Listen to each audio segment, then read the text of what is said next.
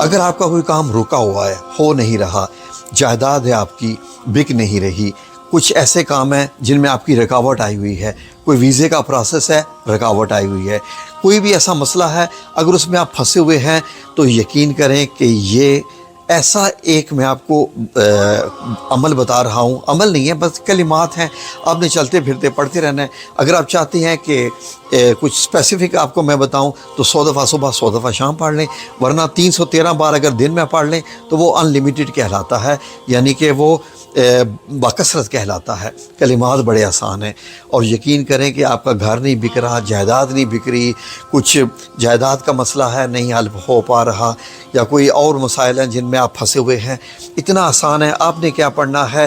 ان ربی علی کل شیء قدیر، یہ الفاظ یاد کر لیجئے، ان ربی علی کل شیء قدیر، ان ربی کہ بے شک میرا رب، علی ان سے اوپر ہے، ان کے اوپر اس پر ہے، کس پر ہے؟ علی کل شیء کہ ہر چیز کے اوپر ہے، قدیر یعنی کہ وہ قادر ہے، وہ طاقت رکھتا ہے، بے شک میرا رب ہر کام کرنے کی طاقت رکھتا ہے۔ جب آپ ان الفاظ سے اللہ رب العزت کو پکارتے ہیں، بے شک یعنی کہ آپ اللہ رب العزت کی تعریف کر رہے ہیں، تو اللہ رب العزت آپ کے رکے ہوئے کام جو ہے وہ بھی کر دیتا ہے۔ بڑے ہی حیرت انگیز ہے۔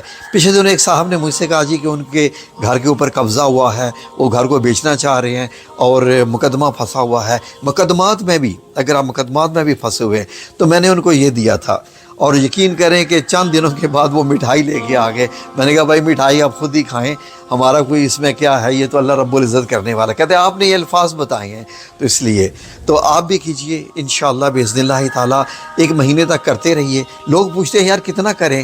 بھائی اس میں تکلیف کیا ہے؟ اللہ رب العزت کا ذکر ہے، اور اللہ رب العزت کو بڑا پسند ہے جب آپ اللہ کا ذکر کرتے ہیں۔